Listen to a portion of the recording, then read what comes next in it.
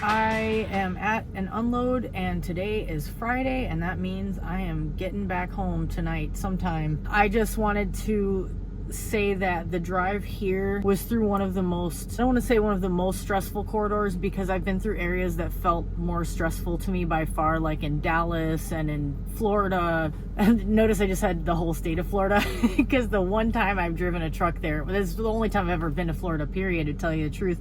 I had to go down to Fort Myers, so basically through the whole state, and it was very stressful, let's just put it that way. But this was basically like wrapping around the bottom of, this whole trip was like wrapping around the bottom of Lake Michigan, you know, like geographically it just looked like I was tracing the lake. I was going basically from pretty close to Detroit, or through Detroit, I was north of Detroit, through like, it's all the most congested areas of the Chicago area. So basically through Gary, Indiana, through, you know, through Detroit, through Gary, through Chicago.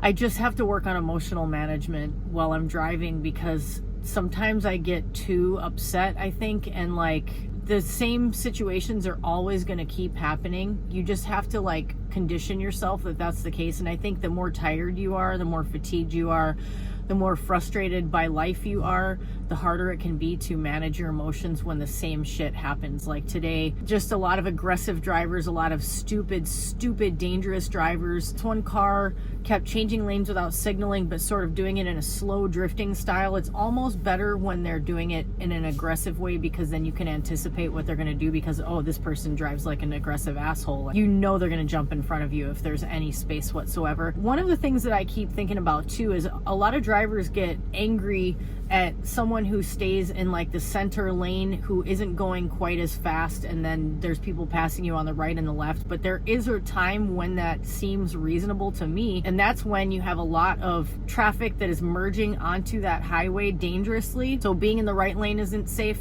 And then the thing that is the issue, the primary issue that I'm thinking about, is maintaining some space between you and the truck in front of you when there's other trucks that are getting pissed about it. And it's like, this is one of those constant things that I think as a truck driver in highly congested areas you're running into, because there are a lot of dangerous truck drivers. The problem is everyone, it's the trucks and the cars, and there's a lot of bad truck drivers out there, which I've talked about a little bit here and there. If you're a safe truck driver, you know you have to maintain some space between you and the vehicle in front of you, and that is very difficult to do, because if there's any space there, people want to immediately fill it. But if you're loaded heavy, whether or not you're loaded heavy, there's all kinds of reasons you want to maintain space between you. Ooh, they're already unloading me, cool. Between you and the vehicle in front of you. It's just a basic safety protocol in case traffic suddenly accordions. How much worse is it if you only have enough space, like 30 or 40 or 50 feet in front of you between you and a semi that's in front of you, or worse, like a tanker or something? And it's like, you have no choice but to drive a little bit slower in order to maintain that speed. You have to. So yeah, get mad at me because you think I'm going too slow, but you're speeding and you're tailgating, and that is dangerous. And I'm not gonna make myself and others be in more danger because you're annoyed with me, period. So there are exceptions to every sort of unspoken rule, I think, and I just do whatever I can in circumstances that are inherently unsafe, because every driver around you, not every driver, but like 80% of the drivers around you are driving in a way that is unsafe, period. And you have no choice but to, like, so especially when you're driving for one of these mega carriers and they have all these cameras and you have bleeps and bloops going off right and left because you're following closer than the truck wants you to follow. Guess what? These things start sounding off and putting a notice of, what is it? I don't know, my brain is fried. Telling you that you're too close to the vehicle in front of you. That starts at 230 feet, which is a pretty good amount of distance, but you're not going to be able to maintain 230 feet. It'll go off like every 5 seconds. You can only control it so much because of the traffic around you and the way everybody else is insisting on fucking tailgating, and trucks flying past you in the left lane where none of us are supposed to go because they're mad that you're trying to maintain 100 feet of distance between you and the truck that's in front of you. It's like, I can't run over the truck that's in front of me. I can't go faster than this. Like, this is the safest possible speed and I'm still tailgating. I'm being forced to tailgate and I don't want to. So Anyway, that's the frustrating stuff we run into. And this morning I kind of lost my shit for a minute and was like, I actually blew my air horn at somebody, which I use my air horn a total of like 5 times since I've been trucking. Seriously, I don't use it because it's startling. And I think air horns shouldn't be used when you're pissed at somebody. They should be used when you really need to warn somebody about something. You have to like alert them so that it gets their attention. This fucking car, this guy was like drifting lane, like kind of weaving. I don't know if he was under the influence or if he was probably on his fucking phone and he wasn't using his signal and just changing lanes sort of willy-nilly, like in a way that was very unpredictable. And I blew my horn at him and he rolled his window down a little bit and waved at me like to say sorry. And it's like, don't say sorry, drive your fucking car, pay attention. And then he ended up speeding up and getting away from me and getting a couple trucks in front of me. I was like, good, as long as you're away from me, I don't care. I can complain about this stuff until I'm blue in the face, but the bottom line is I need to keep myself calm, because you'll give yourself a freaking coronary if you let yourself get mad every time someone inevitably does something stupid, literally every 10 seconds while you're driving. You gotta keep your cool. So on that note, I think I'll do some breathing exercises while I get unloaded. Good morning. Well, guys, trucking, as we know, is nothing if not a constant exercise in reframing your thoughts and finding the silver lining whenever you can. I'm kneeling because my hip has really been hurting lately, and I keep trying to do whatever I can to loosen it up and ease the aching, and it just is gnarly right now. So what's going on this morning? Well, I didn't get started until kind of late because it's my first day back from home time, and it's always like that. They have to find you a load, and it's weird how, I wonder how many people feel like this, that taking home time feels like the worst thing you can do, especially when the freight market is bad. You feel like it screws you over, and then there's this part of you that's like, I shouldn't be taking downtime. It's a really weird feeling of like somehow you're doing something wrong by taking any downtime. Man, this place I'm picking up is real congested, but at least it's all preloaded trailers. I shouldn't get ahead of myself. Yeah, I'm getting kind of a late start, and then the place that it's almost good that I'm just sitting here, because the place that I had to come to was right off of I-80 East through Northwest Indiana. It's in Munster. I just do not enjoy anything relating to the words I-80 in Indiana. You can just say no thank you. The other thing that is really frustrating me right now is that I should have known better, but I needed a new sun visor because the sun visor was broken. They replaced that, which is great. They said those things are really cheap and they break easily, so that was not a huge surprise. Then I asked them to fix the cruise control because it keeps acting up, and it's this thing where if I shift my weight just a tiny bit, it automatically shuts off, and it's super annoying. I just want cruise control because I can go 2 miles an hour faster with cruise control on, and that affects my income. So it sucks that when there's a malfunction with the truck, which Freightliners have all kinds of stupid sensor related malfunctions, the fact that it could actually affect my income, which is already not enough, is very frustrating. So I'm kind of dealing with that right now, and I'm trying not to get too upset about it. But I just came back from home time and my cruise control is just turning itself off every few seconds. I'm like, they fixed it, huh? How? What did they actually do? Because they made it so much worse. Whatever.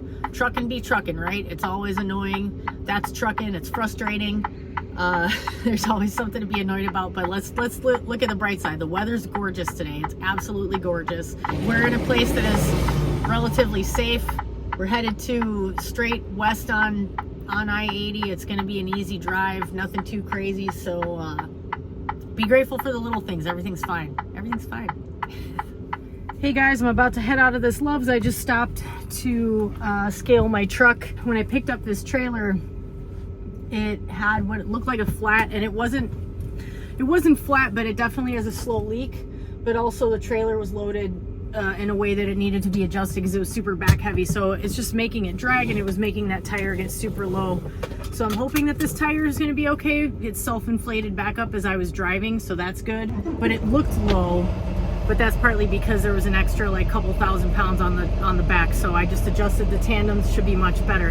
Two things, one really sad, one kind of weird and funny and cool. The sad thing, as a driver was coming in here, I don't know when this was exactly, but in Trucker Path it said accident was like 10 hours ago or something. There was a driver trying to come in here, come get on the road or off, like exit, whatever. Car tried to beat them. Car ended up under the trailer. It wasn't the driver's fault, the truck driver's fault, and thankfully there were witnesses. It's just really sad. Like, this driver is totally destroyed. It was a woman, apparently, and she's very, very upset, as anyone would be if they caused someone else's death with their truck when they didn't cause the death, the driver did. And this is what I was just talking about in my video. I think so many of us as car drivers are so used to being around trucks all the time and getting frustrated by them, which is understandable to a large extent, that we get complacent about how incredibly dangerous it is to drive around trucks at all. And we just think, oh, I can make this. Well, now you're dead. That sucks. That really sucks. It was a young mother, apparently, that was killed. Seems like a weird way to segue. Can't really segue from that. Sorry. But I was just in this Loves, and I hear the beginning. I know every note of like every older Metallica song, like, and pretty much like a lot of the lyrics and stuff, because I used to like fall asleep to that shit. So I hear the beginning of the song Am I Evil, which I think is actually a cover, because the version that was playing was not Metallica, but that's lyrically, that's a pretty messed up song. And that was just playing in the Loves, and I was like, okay. So any Metallica fans out there, you're just jamming out to Am I Evil while you're in the truck stop? I don't know. I was like, okay, that's a new one. It's like, is this the Muzak version, or is this the version that they covered? It sounded a little more raw. I don't know how to put it. It was weird. It was interesting. So I'm getting back on the road now. That was a very odd stop. I'll catch you guys in a little later. All right, just a little end of day update. I got to another Loves that wasn't playing Am I Evil, which, by the way, was the Diamond Head version. I just had to check it on Spotify. I was like, I know, because I remember that song was a cover. Anyway, it was such a badass song. Anyway, I'm at a different Loves now. I got this tire looked at, and there were 3 nails in it, but none of them was fully through the sidewall. Am I saying that right? Because when I think sidewall, I think it's the sides of the tire, and then the other part is the tread. They were in the tread area of the tire, as I understand it, but none of them penetrated completely through. So the guy was like, oh, maybe it was the valve stem. That was kind of loose, so I replaced it. And I'm just like, man, I don't know if it's fixed or not. I'm still getting a notification on the screen saying that the air pressure is low, which usually could mean that there's a leak somewhere in the system, and I still have the stupid white light on the trailer saying that the tire pressure is uneven. And I'm just like, man, I did my due diligence, and I hate taking time to get maintenance unless it's absolutely necessary. Like, obviously you need to take care of things if it's necessary, but I don't want to waste time, and I don't want to waste my company's money. And the thing that's funny about this is when Sergio looks at something, it's always Sergio that ends up looking at my equipment. He's so quick, and he's like, I'm in and out of there in like 25 minutes, and you know, he figures out what's wrong and fixes it. Usually finds something else too that I didn't see or whatever. Not that it's been a bunch of times, but that happened at least once. These guys took 45 minutes, and they didn't really like necessarily fix it, and they charged the company like 65 bucks or something, which at least it wasn't super expensive. But I'm just like, man, did I just waste time and waste company money and whatever? But you know what? You just have to know sometimes. You have to be like, because I didn't want to wake up to a flat. And I thought, what if just because I drove it for a while and there's already a nail, at least one nail in there for sure, and then this thing is loaded with 40,000 pounds, and then I get up in the morning and this stupid ass tire is like flat, and then the maintenance isn't open until after I'm trying to leave. So I was like, let me just do this right now. So I did what I could.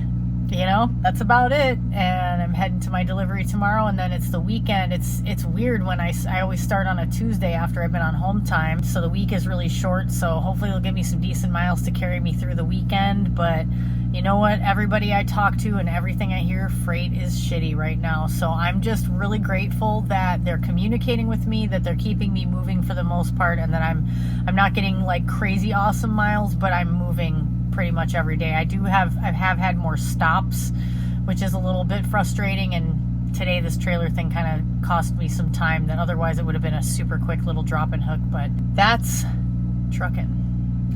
I'll catch you later. All right, today's musical selection at the Loves, if we're keeping up with that, keeping count or whatever, was Panama by Van Halen, followed by Are You Experienced by Jimi Hendrix. a definite true jam if there ever was one.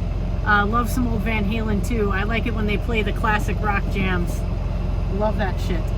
So Floyd, Iowa loves busting out the classic rock today. That was cool. I'll take it. It's a beautiful day. It's so nice, crisp, cool, not freezing cold, not it's awesome. I love it. I love it.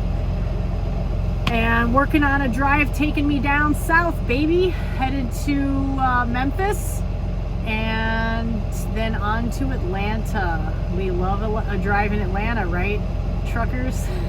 No, we don't. Okay, but we're gonna get her done because that's what we do. Howdy, friends. I'm in Ainsworth, Iowa. I'm staying at this little mom and pop 66. It's a Phillips station. I am blanking on the name of it, and the sign is turned in a way that I can't read it from here, so maybe I'll throw it on the screen. Because I didn't realize it until I came right upon it, but I have stayed at this truck stop before, and I love a mom and pop. It's always like more relaxed. There's pretty much always parking. Yeah, it's a gravel lot, but it's a different vibe altogether than a commercial congested truck stop. And I technically had enough time on my clock to get to a Flying J, but I don't usually stay at Pilots or Flying J's these days because I don't have showers there, and I'll be damned if I'm going to pay like $17 or $18 for a shower. I'm not going to do it. So I just wanted to throw something out there that I just saw a livestock hauler that was full of pigs, and I always, when I see drivers hauling livestock, whether or not there's animals in the trailer, but usually when there's animals in the trailer, that's when I really feel compelled to be like, can I interview you for a couple of minutes for my YouTube channel? Some of you might remember from me talking about this that I have a short but meaningful background in journalism, and that's part of my reasoning for making YouTube videos. That's part of that whole drive to create content, and I love interviewing people, and I'm very interested in talking to people about what they do as truck drivers in like different areas of trucking, and livestock hauling is something that really I'm very curious about. Not that I'm interested in doing necessarily, but because I'm probably too that's a whole, I don't want to even get into it. It's a complicated idea to me. I have zero judgment as a consumer of animal products, especially dairy. That's my big one. But I would really like to talk to someone who does that kind of work and just do a short interview with them and ask them how they got into it and just ask them some different aspects of it. Is that content you would be interested in seeing? If so, let me know in the comments. And if you are someone who has hauled livestock or currently hauls livestock, tell me what it's like in the comments. I would love to hear your perspective on that. I would imagine it's just gotta be, I think people who do it probably are pretty experienced truckers. You know, it's not probably the first thing that they did, although depending on if they're from a rural community and maybe they're from a farm community, maybe that is what got them into trucking. So who knows? I'd be interested to hear if they have any stories about interesting things that have happened while they're working with animals. Did anyone ever come up and knock on your door and say, hey, can I buy one of those pigs as a rescue? Because I watch these, like, I basically have tailored a lot of my Instagram feed to be like cute animal videos because I don't want to watch like negative content.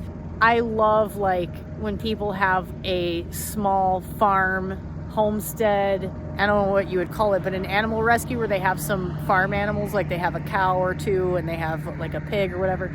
I love that because it's so interesting to see how these animals are just like other domesticated. They're like domesticated animals that we would have in our homes in terms of their like gentleness, their sweetness, their interest in affection, their curiosity.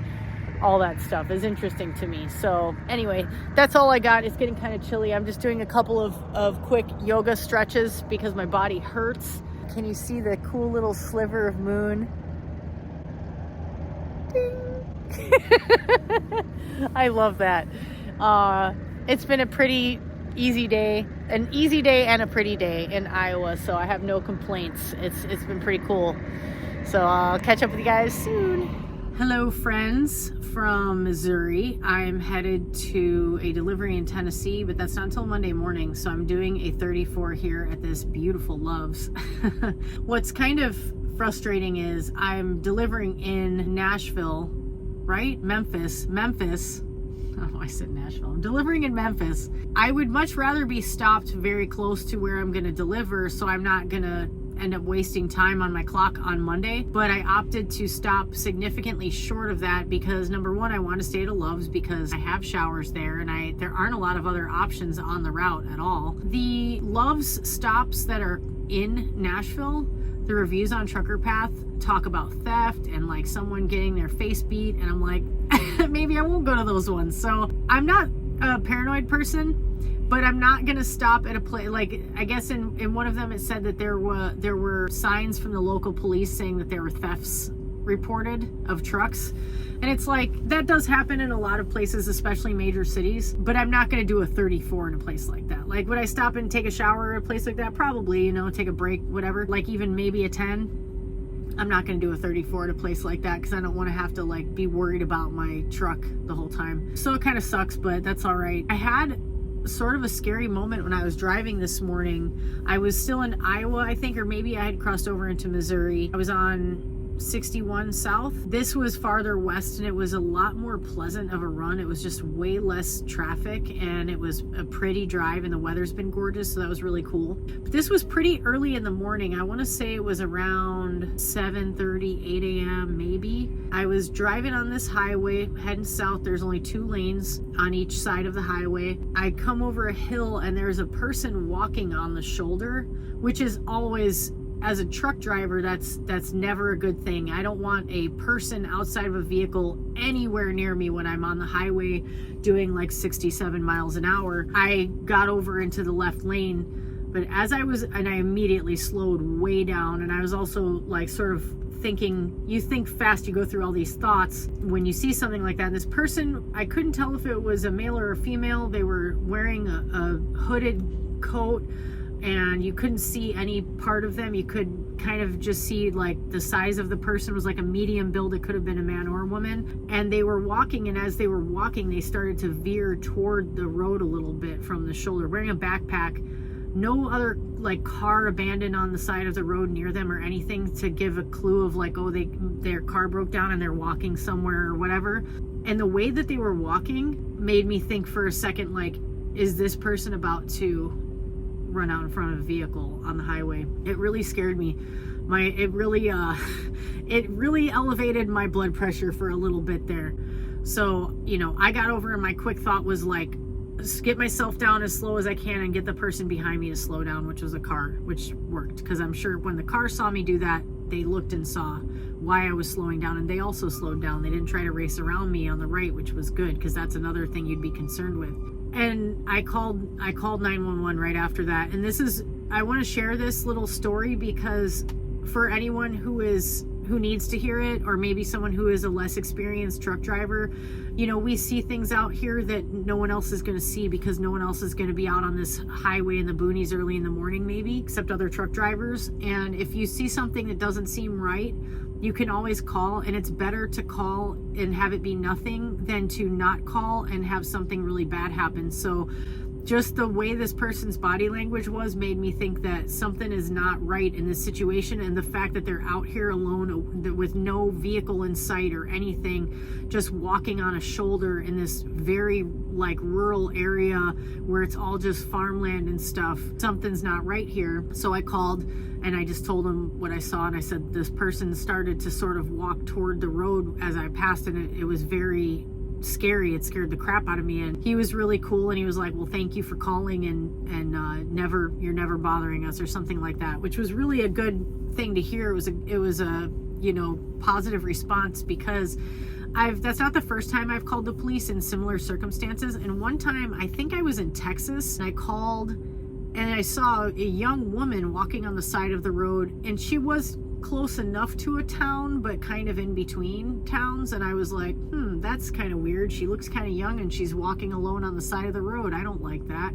This isn't a place where people should be walking at all. Also, I've listened to a ton of true crime, and when I see especially a young female walking alone on the side of a road, my first thought is that person is super vulnerable. Like, that person needs to not be there because of the risk of them getting hurt by someone or a vehicle. So I called the police, and the guy that I talked to was very dismissive. He was like, okay.